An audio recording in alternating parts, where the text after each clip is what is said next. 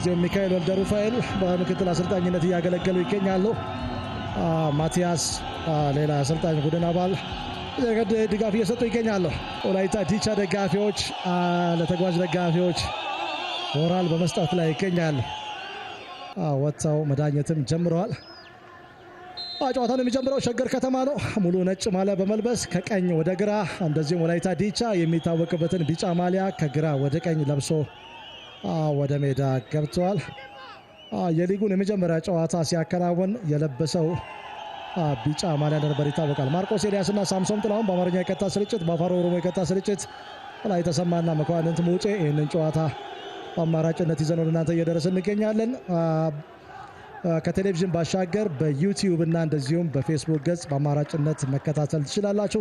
አዳማ ሳይንስና ቴክኖሎጂ ዩኒቨርሲቲ ስታዲየም መቻል ከኢትዮ ኤሌክትሪክ አዲስ የውጤት ለውጥ ሲኖር ወደ እናንተ እንዳደርሳለን። ለጊዜው 0-0 ናቸው ውጤት ላይ ይገኛል። የመጀመሪያ አጋማሽ የመጨረሻው ምዕራፍ ሁለቱም ቡድኖች እንመለከት እንችል ነበር። በቀጣዩ ውድድር ዘመን 9 ላይ ይሄ ሆኗል። ፋሲል ከነማ፣ ከዛ ውጪ አዲስ አበባ ከተማ፣ ወልዲያ ከነማ ወደ ሊጉ ያደጉ ቡድኖች እንደነበሩ ይታወቃል። ጅማ አባቡና በተመሳሳይ ቸቤሳ ሜሳ ኳሱን መቆጣጠር ችሏል። ያም ቢሆን ግን ኳስ ወደ ውጭ ወጥቷል። አሚር አብደው ጠንከር ያለ ሹት፣ የተወሰነ ቴክኒክ የሚፈልግ ቦታ ነው። ሳሊፉ ኢብራሂም ወይስ ካርሎስ ዳምጠው? ካርሎስ ፊት ለፊት የተመታ ኳስ አንግል ቢኖረው የበለጠ ለባህሩ አስቸጋሪ የሆነበት ነበረ። ቴክኒኩ በጣም ጥሩ ነው፣ ግን አንግል ቢፈልግለት። ሸገር ከተማ 1-0 ሲመራ ቆይቶ ነው 3 ጎሎችን ወላይታ ዲቻ ከረፍት በኋላ ያስቆጠረው። የመጀመሪያ አጋማሽ ውጤት በአዲስ አበባ ስታዲየም ሌላኛውን ቡድን 36 ነጥብ ይዞ እንዲያጠናቅቅ የሚያደርግ ነው። ከዚህ ጨዋታ መጠናቀቅ በኋላ ከዚህ አቻ ውጤት ግን ኢትዮጵያ መድን የበለጠ ይጠቀማል።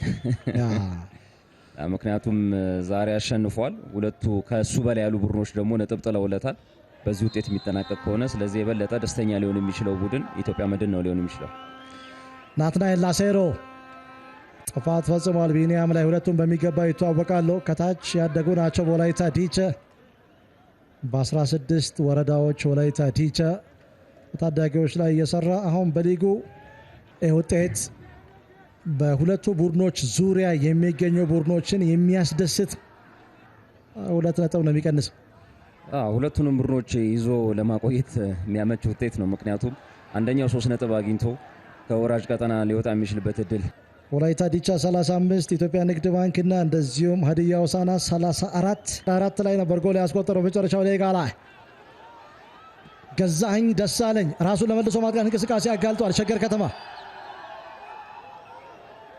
አስተቱን በሚገባ አርመዋል። በተመቻቸው ሁኔታ ለቤጎል ማግባት ሙከራ ያደረገው ገዛኸኝ ቡልቻ ሹራ ሄኖክ አድኛው ኦቨርላፕ አድርገዋል።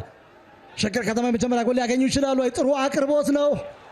ከሊበዴዲያ ናትናኤል ዮሴፍ ታረቀኝ ረዘም ላለ ጊዜ በኋላ ድል ለማስመዝገብ ወደ ሜዳ መግባት አለበት ብዬ አስባለሁ። ድሬዳዋም ጥሩ ፎርም ላይ የሚገኝ ቡድን አይደለም። ስለዚህ 3 ነጥቦችን ለማሳካት አዳማ ጥሩ ጊዜ ላይ ነው ብዬ አስባለሁ። የዕለቱ አልቢትር ፊሽካ ብቻ የሚጠበቅበት ሰዓት ነው። ኢንተርናሽናል ዳኛ ሃይማኖት አዳነ ጨዋታው መጠናቀቁን በፊሽካቸው አረጋገጡ።